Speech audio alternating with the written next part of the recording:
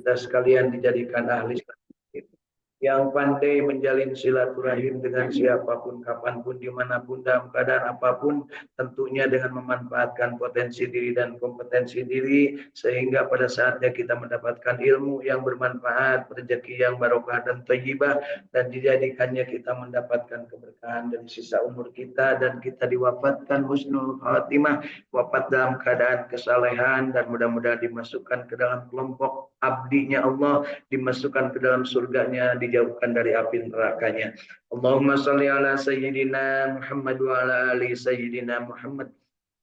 Allahumma inna nas'aluka ilman nafi'an, Allahumma inna nas'aluka rizqan thayyiban, Allahumma inna nas'aluka amalan mutaqabbalan, Allahumma inna nas'aluka bi husnil khatimah, Allahumma inna nas'aluka ridhaka wal jannah wa na'udzubika min syarrika wan nar.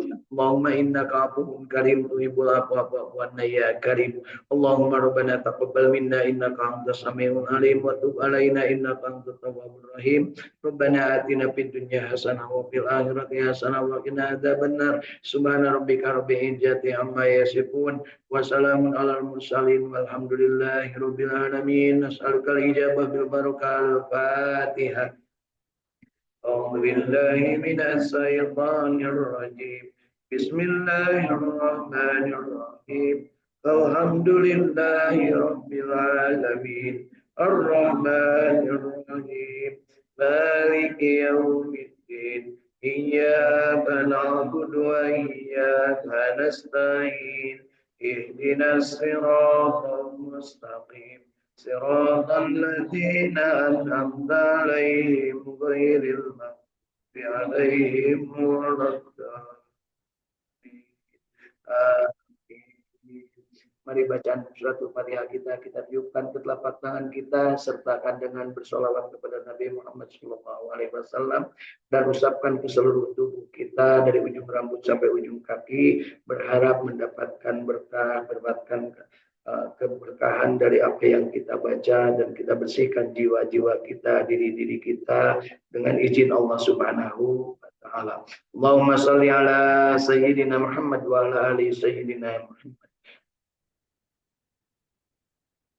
Usapkan ke seluruh tubuh kita, rasakan nikmatnya yang diberikan Allah Subhanahu wa Ta'ala untuk kita syukuri, dan yang sedang merasakan ada penyakit di badan, mudah-mudahan termasuk yang kita sabar menghadapinya, ikhlas menghadapinya, dan sadari bahwa banyak sekali kesalahan dalam diri kita yang senantiasa harus kita jadikan landasan untuk selalu beristighfar, memohon ampun kepada Allah Subhanahu wa Ta'ala. Alhamdulillahirabbil alamin. Bapak Ibu masih hidup? Alhamdulillahilladzi ahyana ba'dama amatana wa ilaihin nusur. Hidup kita mudah-mudahan tidak hanya sekedar hidup, karena kalau hanya sekedar hidup, hewan pun hidup, dan kita diminta oleh Allah Subhanahu wa Ta'ala, wa ma khalaqtul jinna wal insa illa liya'budun. Tidak semata-mata aku ciptakan jin dan manusia, melainkan untuk beribadah kepada Allah Subhanahu wa Ta'ala. Ketika beribadah, maka pastikan kita tidak dalam keadaan merugi. Manusia yang merugi adalah yang senantiasa melewati waktu-waktunya dengan tidak beramal soleh, tidak beriman, tidak saling berwasiat, tidak saling menasihati dalam kebenaran dan kesabaran. Manusia yang beruntung adalah orang yang beriman, beramal soleh, saling berwasiat dalam kebenaran, artinya belajar terus-terusan, dan saling berwasiat dalam kesabaran, dengan penuh kesabaran. Wal asri innal insana lafi khusrin illa alladzina amanu wa amilus shalihat wa tawashaw bil haqqi wa tawashaw bis sabr. Hari ini kita berbahagia, istiqamah senantiasa untuk berjamaah membaca Al-Quran melalui aktivitas ngaji unggal dinten jinten yang dilaksanakan secara live dari Saung Tahfidz Al-Quran Al-Ikhlas Sukamiskin Arcamani Kota Bandung, dan disebarluaskan ke saantero jagat raya melalui saluran Zoom meeting lewat televisi, ya, disalurkan secara langsung dan juga rekamannya dimasukkan ke dalam YouTube channel Cinten TV. Jadi Bapak Ibu jangan khawatir kalaupun sudah kemarin lupa apa yang kemarin sudah kita baca, lihatlah di sana. Nanti akan kita bisa ikuti secara bersama-sama. Alhamdulillah hari ini di Saung Hafid Al-Quran Al-Ikhlas Sukamiskin Arca Manik Kota Bandung sehat walafiat segar bugar dan tentu saja dalam keadaan udara yang segar dingin sejuk di Kota Bandung. Di dunia maya sana sudah hadir dari kota hujan Kang Agus Jafar Sidik bersama keluarga. Alhamdulillah, terima kasih Kang. Wakafnya sudah kami terima dan insya Allah akan dimanfaatkan ya. Kemudian Teh Irin dari Cirebon bersama keluarga. Kemudian juga Kang Indra Gunadi dari Bandung di Radio Kilait FM bersama keluarga dan kru Radio Kilait FM 107,1 FM Bandung. Mudah-mudahan kita semua dalam keadaan penuh berkah di bulan Rajab ini. Allahumma barik lana fi Rajaba wa Sa'ban wa ballighna Ramadan wa hasil maqasidana. Allahumma barik lana fi umurina. Allahumma barik lana fi ilmina. Allahumma barik lana fi amalina. Allahumma barik lana fi rizkina. Allahumma barik lana fi ahlina. Allahumma barik lana fi auladina wa dzurriyyatina. Allahumma barik lana fi kulli khair wa fi kulli makan bi rahmatika ya arhamar rahimin. Yuk kita tambahkan keberkahan kita dengan mengamalkan apa yang disampaikan Rasul sallallahu alaihi wasallam, khairukum man ta'allama al-Qur'an wa 'allamah. Sebaik-baik kalian hai umat manusia adalah yang belajar Al-Qur'an dan mengajarkannya. Sebagaimana yang dilakukan oleh Rasulullah sallallahu alaihi wasallam, belajar dan mengajarkan Al-Quran. Rasulullah SAW belajarnya langsung dari Yang Maha Kuasa dengan didampingi oleh malaikat Jibril alaihissalam, kemudian disampaikan kepada seluruh alam sampai dengan akhir zaman. Insya Allah kita termasuk yang zaman di mana Nabi Muhammad SAW sudah tiada, tapi Al-Qur'annya masih ada di depan kita, dan mudah-mudahan Allah memberikan keberkahan kepada kita, karena Al-Qur'an ini adalah memberikan rahmat dan juga syifa bagi yang sedang sakit baik lahir ataupun batin. Memintalah kepada Allah dengan sabar dan sholat dan bacalah Al-Quran ya. Bagi yang sedang dalam keadaan bahagia, alhamdulillah, mudah-mudahan dilanggengkan kebahagiaannya. Bagi yang dalam keadaan sedang merasa tugenah, merasa kurang nyaman, merasa sangsara, mudah-mudahan Allah berikan solusi petunjuknya sehingga kita benar-benar mampu menikmati yang disebut dengan wan nazzilu minal Qur'an ma huwa syifaa'u wa rahmatul lil mu'minin wa la yajidud dhalimina illa khasara.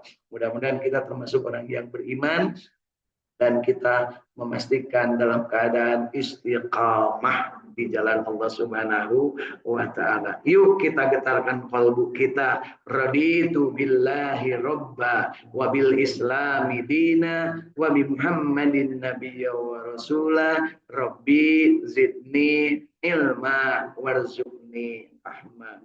Amin ya Allah ya rabbal alamin. Selamat bergabung juga Kang Ahmad Widiadi dari halaman Masjid Al-Jabar di Cipamokolan, Bandung ya, bersama keluarga. Kemudian Hilda Martina Rahayu dari Keraton Cirebon bersama keluarga ya. Alhamdulillah. Mari sama-sama kita lanjutkan bacaan kita hari ini, yaitu surat Yunus, surat ke-10. Yang kita akan baca hari ini 3 ayat, surat Yunus mulai ayat ke-18, 19, dan 20. Ya.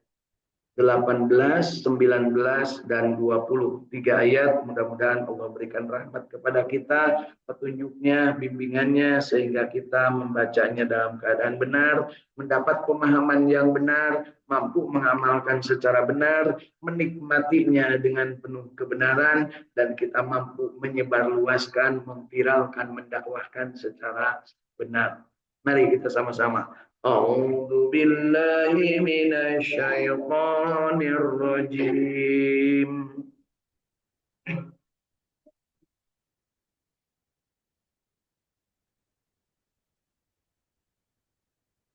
Bismillahirrahmanirrahim.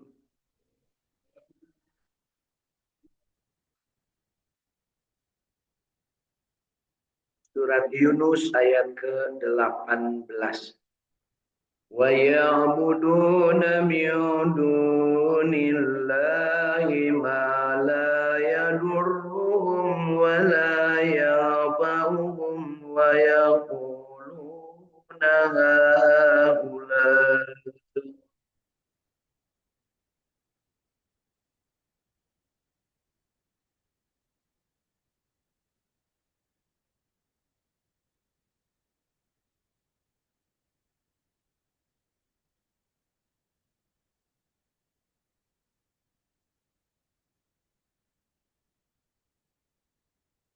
ويعبدون من دون الله ما لا يضر ولا ينفعهم ويقولون هؤلاء سبحاننا عند الله.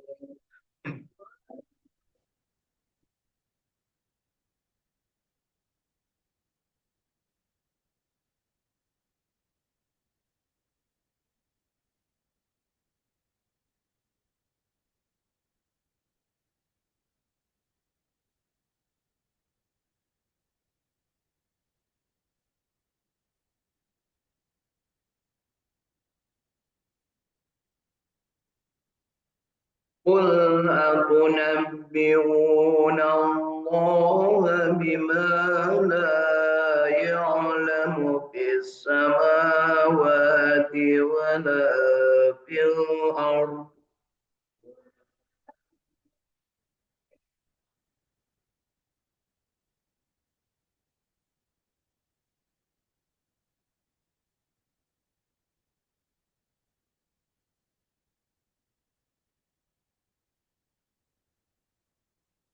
سبحانه وتعالى عما يشرك.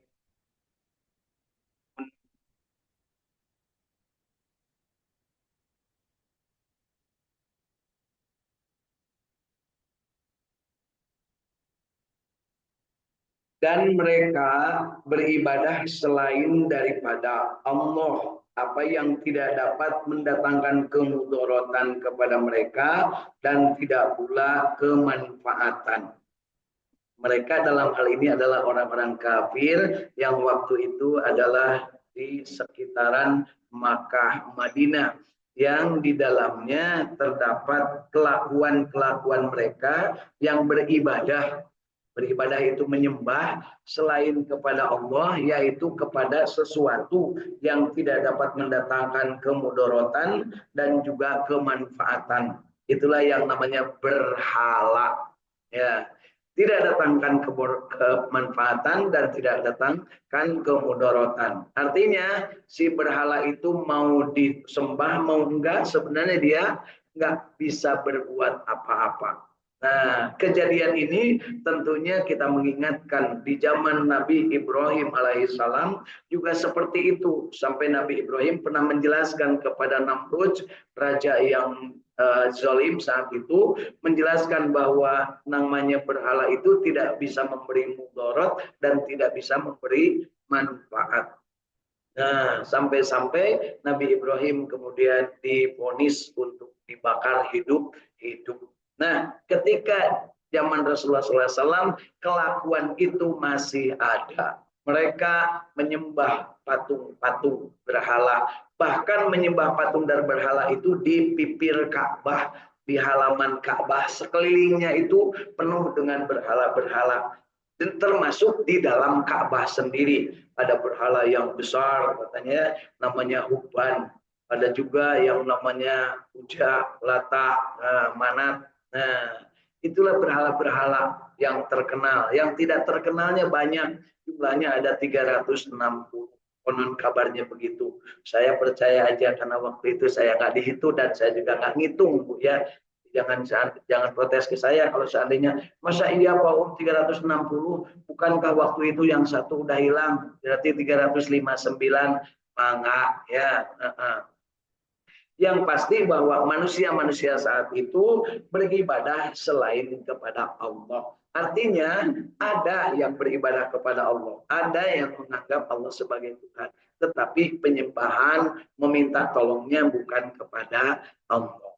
Sehingga diluruskan oleh agama kita, oleh Islam dengan iyyaka na'budu wa iyyaka nasta'in. Hanya kepada Allah lah beribadah dan hanya kepada Allah lah memohon pertolongan. Cara memohon pertolongan kepada Allah, ista'inu bisyabri wassalat. Mohonlah pertolongan kepada Allah dengan sabar dan sholat. Sabar diejawantahkan dengan bersaum atau berpuasa. Jadi Bapak Ibu kalau ingin mohon pertolongan kepada Allah, saumlah. Ya, niatnya mohon kepada Allah dengan mengosongkan perut, mengendalikan hawa nafsu, maka mohon untuk diberikan pertolongan. Masya Allah. Jadi kalau ada yang nggak punya nasi seharian, nggak punya makanan seharian, gampang Bu. Justru itu kesempatan ibadah. Saum aja sambil tetap memohon kepada Allah agar besok bisa diberikan rezeki. Gitu Bu ya. Wah, kumandear itu kadirnya aral obral kasusah. Sekarang kan lagi usum obral kasusah. Ujung-ujungnya nyarekan batur. Ya. Nah, kemudian disebutkan di sini bahwa mereka itu berkata, orang-orang kafir ini berkata, mereka itu adalah pemberi syafaat kepada kami di sisi Allah. Jadi menganggapnya berhala-berhala itu adalah pemberi syafaat di sisi Allah. Seolah-olah Allah butuh bantuan, seolah butuh perantara. Naudzubillah. Katakanlah, ya, jadi kepada mereka yang begitu katakanlah, apakah kamu mengabarkan kepada Allah apa yang tidak diketahuinya, baik di langit dan tidak pula di bumi. Maha suci Allah dan maha tinggi dari apa yang mereka persekutukan itu.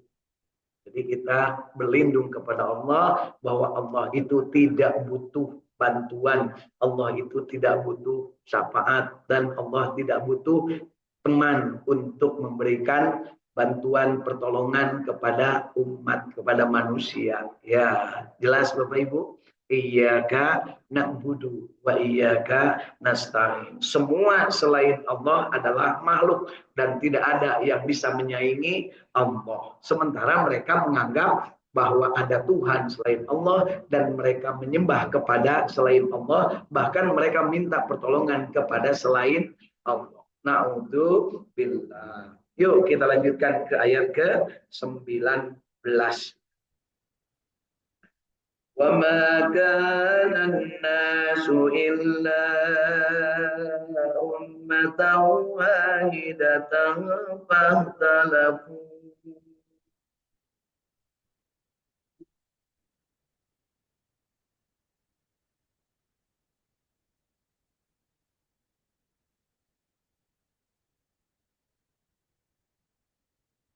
ولولا كلمة سبقت من ربك لقضي بينهم فيما فيه يختلفون.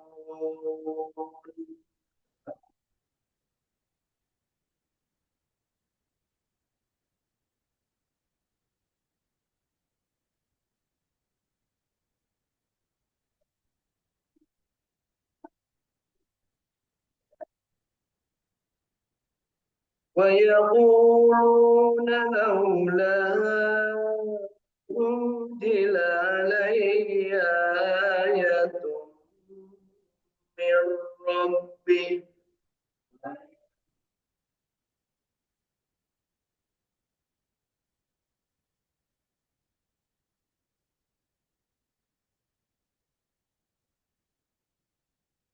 فقل إنما الغيب لله فانتظروا إني معكم من المنتظرين.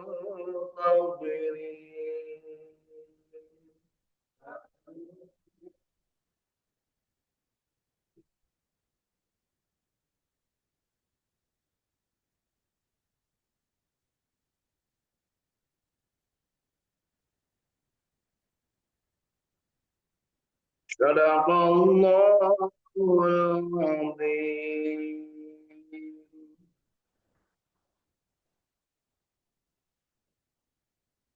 Alhamdulillah, Allahumma arhamna bil Quran. Bapak Ibu, mudah-mudahan yang sudah kita baca surat Yunus 18, 19 dan 20 yang benarnya bacaan kita diterima oleh Allah Subhanahu wa taala sebagai amal ibadah, yang salahnya baik salah karena lidah ataupun karena keilmuan atau karena ketidakmampuan, mudah-mudahan Allah hampura diri kita, Allah ampuni diri kita, dan kita diberikan kesempatan untuk terus-terusan belajar tiada henti untuk mendapatkan kebaikan dari bacaan Al-Quran kita, dan tentunya kualitas bacaan kita makin hari makin baik. Ingat Bapak Ibu, berilmu tidak diamalkan adalah celaka. Beramal tidak pakai ilmu juga celaka. Bodoh tidak mau nanya adalah celaka. Mengganggu orang untuk berbuat baik adalah celaka, dan juga termasuk di dalamnya menyepelekan kewajiban adalah celaka. Ingat, membaca Al-Quran adalah kewajiban. Nah, kewajibannya juga enggak tanggung-tanggung. Disebutnya yang pertama, Iqra bismi rabbikal ladzi khalaq. Bacalah dengan menyebut nama Tuhanmu yang menciptakan. Apa yang dibaca? Khalaqal insana min alaq. Semua yang diciptakan Allah ini semua harus dibaca, ditafakuri, ya. Wa yatafakkaruna fi khalqis samawati wal ard, termasuk di dalamnya adalah Al-Qur'an dibaca, alam dibaca, diri kita dibaca. Baca diri teh disebutna muhasabah, Bu, ya. Sok disebut Bu muhasabah. Ayo Bapak Ibu kurang muhasabah. Kan gitunya, muhasabah itu ngenteng baca diri. Nah, seperti apa diri? Kalau Bapak Ibu belum tahu sesuatu, jangan coba-coba diamalkan, karena akan mendatangkan ketidakbaikan bagi diri. Apalagi diberikan kepada orang lain sesuatu yang belum kita ketahui, namanya kabura maqtan indallah. Kemurkaan Allah adalah diberikan atau menjadi kemurkaan Allah ketika manusia tak lamun orang mengatakan sesuatu tapi tak malu, tapi tidak memperbuatnya, menyuruh orang tapi dia tidak berbuat, atau melakukan sesuatu yang tidak ada ilmunya, belum tahu sesuatu sudah dilakukan, apalagi ngajak orang lain. Naudzubillah. Ya, ini perlu ditegaskan karena apa? Sekarang lagi musim tenyaho pipiluun, ujung-ujungnya begitu ada masalah melemparkan ke orang lain. Jangankan rakyat kecil, pejabat oge ke usum nama kami belum tahu itu. Padahal manehna teh pejabat punya belum tahu aya pagar 30 km pakai bambu, masa ada pejabat di situ bilang kami tidak tahu. Selama ini digaji teh untuk apa, Bu, ya? Nah, apa yang terjadi di sekelilingnya tidak tahu, padahal mereka punya aparat yang demikian banyak. Naudzubillah. Hanya karena fulus dan cuan maka tertutuplah kebenaran. Nah, dan pada saat itu sebenarnya ada yang harus bertanggung jawab. Baik Bapak Ibu, yuk kita lihat apa isi dari surat Yunus ayat 19 dan 20 ini. Manusia dahulunya hanyalah satu umat. Jadi manusia dulunya satu umat. Kemudian mereka berselisih, pasea, Bu. Sanu panggilan pasea, Bu. Qabil jeung Habil, anak saha? Anak Nabi Adam alaihi salam. Anak Nabi ibu pasea. Jadi lamun anak ibu pasea tong riweuh. Ya Bu ya. Yang anak ibu pasea ribu bebeja ka ustaz anak teu kudu diomongkeun Bu. Musyawarah di jero nya. Ibu pasea jeung salaki teu kudu dibawa keluar. Di jero we gupek-gupek nya Bu ya. Ieu mah can naon-naon berselisih sama suami kemana-mana nyahoan Bu. Naudzubillah. Enggak bakal dapat manfaat sedikit pun. Ya. Kalaupun curhat perempuan kepada laki-laki paling kayak jadi kabogohna ke laki-laki nu eta. Atau laki-laki yang curhat kepada perempuan, ujung-ujung nama nanti ada yang CLBK, Bu ya, usum enak itu neng lilis magis ngakunya Bu ya, oh CLBK cenderungnya. Namun kesulitan dengan suaminya yang dicurhati itu teman-teman reunian. Makanya saya mau tidak pernah ada sedikit setuju kalaupun ada reunian karena uniknya curhat sesama teman ngebanding-bandingkeun si pemajikan si eta jeung pamajikan urang alus keneh ayeuna cenah gitu nya Bu ya.